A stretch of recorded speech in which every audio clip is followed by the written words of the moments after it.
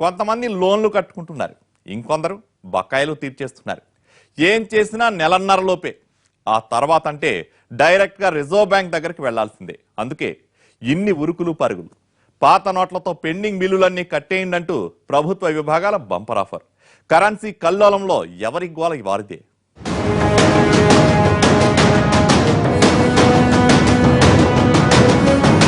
మొన్నటిదాకా మురిపించిన ఎర్ర నోటు భయపెడుతోంది.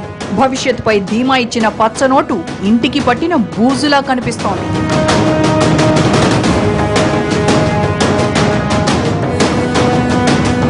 కాళ్లరికేలా తిరిగినా రేపు మాపన్న వారు కూడా అడగకుండానే అప్పులిస్తాం రమ్మంటున్నారు. డబ్బులిస్తాం, పాత అప్పులు తీర్చుకోమంటున్నారు. అకౌంట్లో ఉన్న డబ్బులు తీసుకోక క్యూలో నిల్చున్నా తమ వంతు వచ్చేసరికి 2000 చేతికొస్తాయో లేదో తెలియక సామాన్యుడి జీవితం వీధిన పడితే డబ్బున్న వాళ్ల గోల మరోలా ఉంది.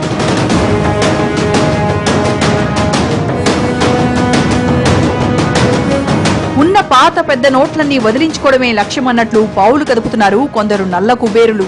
ఉదారంగా వడ్డీ లేని రుణాలిస్తున్నారు. డేటు లేకుండా ప్రామిసరీ నోటు రాయించుకుని తలా 2-3 లక్షల వంతున కొందరు ఇస్తున్నారు.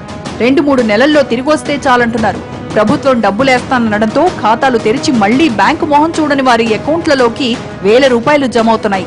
ఒకేసారి 2 లక్షలేస్తే తేడా వస్తుందని వ్యూహాత్మకంగా విడతల వారీగా 40-50 వేల వంతున జమయ్యేలా చూస్తున్నారు. అవి ఎవరి డబ్బులో కొన్నాళ్ల తర్వాత ఎవరి చేతుల్లోకి చేరతాయో చెప్పాల్సిన పనిలేదు.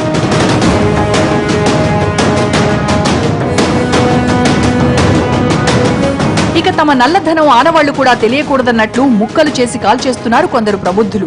కోల్కతాలో పెద్ద ఎత్తున దొరికిన పెద్ద నోట్ల ముక్కలు కలకలం రేపాయి. కష్టపడ్డ సొమ్మైతే 100 రూపాయల నోటు పోయినా బాధుంటుంది. అడ్డదారుల్లో సునాయాసంగా పోగేసిన డబ్బు కావడంతో ఇలా కర్మకాండలు జరిపించేస్తున్నారు. మూసీలో మూట కనబడ్డా నల్ల కుబేరులు కోట్లు విసిరేశారన్న ప్రచారం జరిగిపోతోంది. నోట్ల రద్దుతో నల్ల కుబేరులకు నిద్రపట్టడం లేదని ప్రభుత్వ పెద్దలు సెలవిస్తున్నా నిద్రలోనూ సేఫ్ గా బయటపడేందుకున్న దారులపైనే కలలుగంటున్నారు కొందరు. చిన్న చిన్న వ్యాపారులకు వ్యాపారాలు లేవు, అసలు మందులు కొనుక్కునేటువంటి పరిస్థితి కానీ, చిన్న ప్రయాణాలు చేసే పరిస్థితి కానీ, పెళ్లిళ్ళు చేసే దీంట్లో వీళ్ళ యొక్క నిస్సహాయ స్థితిని ఇవాళ దోచుకోవడానికి మళ్ళీ కొత్త మార్గాలు అన్వేషిస్తున్నటువంటి వీళ్ళ మీద ఏ రకమైనటువంటి చర్యలు ప్రభుత్వం తీసుకుంటా ఉందనేది రోజువారీ డేటా కూడా ప్రకటించాల్సిన అవసరం ఉంది. ప్రతి నిత్యము కూడా అనౌన్స్ చేసిన దగ్గర నుంచి ఇప్పటి వరకు రోజు అనేక మంది దళారుల చేతిలో రకరకాలుగా మోసపోతున్నటువంటి పరిస్థితి మనం చూసాం. దీనికి ప్రభుత్వం, కేంద్ర ప్రభుత్వం ఏ చర్యలు తీసుకుంటుందనేది కూడా సగటు మానవుడికి చెప్పాల్సినటువంటి అవసరం ఉంది. పీత కష్టాలు పీతవన్నట్లు డబ్బున్నోళ్లు దొంగదారులు వెతుక్కుంటుంటే పేదోళ్లు పడరాని పాటలు పడుతున్నారు. బడుగు జీవి జేబులో 100 ఉంటేనే గొప్ప. ఇక మిడిల్ క్లాస్ నెలాఖరొస్తే జేబులు తడుముకోవాల్సిందే.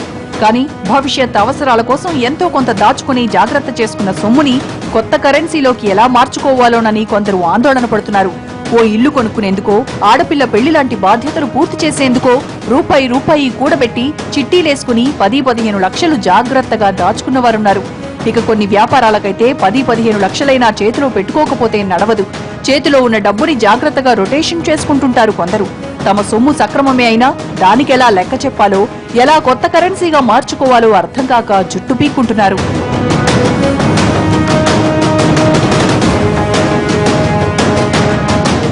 కొందరు డాక్టర్లు, ఇతర వృత్తి నిపుణులు అత్యవసర పరిస్థితుల్లో వెతుక్కోవాల్సిన పని లేకుండా లాకర్లలో డబ్బు దాచుకుంటారు.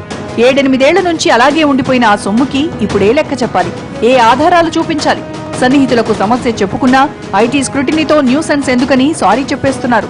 సడన్ గా నోట్ల రద్దుతో నల్ల కుబేరుల సంగతి ఎలా ఉన్నా ఇలా ఇరుక్కుపోయిన వారు వేల సంఖ్యలో ఉంటారని అంచనా.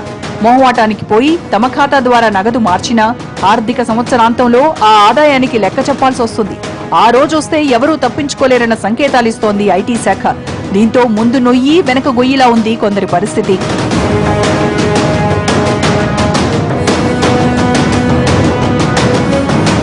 పెద్ద నోట్ల రద్దుతో తలెత్తిన సంక్షోభాన్ని కొన్ని ప్రభుత్వ విభాగాలు ఎంచక్కా క్యాష్ చేసుకుంటున్నాయి.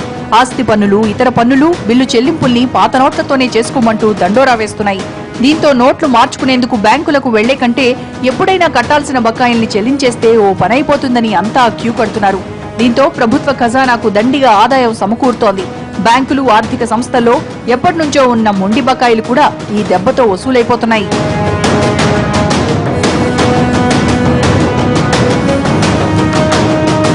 మరోవైపు మరోవైపు ఎంత కమిషన్ ఇస్తామన్నా దొడ్డిదారిని ఎన్ని కోట్లు మార్చుకున్నా చివరికి 3 నుంచి 4 లక్షల కోట్ల నల్లధనం వెలుగులోకి రాకుండా పాత నోట్లు సమాధైపోతాయని అంచనా వేస్తోంది ప్రభుత్వం. ఆటోమేటిక్ గా ఈ కరెన్సీని భర్తీ చేసే కొత్త నోట్లు సర్కారు ఖాతాలోకే. మొన్నటిదాకా దేశంలో చలామణిలో ఉన్న 17 లక్షల కోట్ల నగదు 13.5 లక్షల కోట్లకు తగ్గుతుందని అంచనా. ఇది ఖచ్చితంగా ఆర్థిక రంగాన్ని బలోపేతం చేస్తుందని, కేంద్ర ఆదాయంతో పాటు రాష్ట్రాల వాటా కూడా పెరుగుతుందని కొందరు విశ్లేషిస్తున్నారు.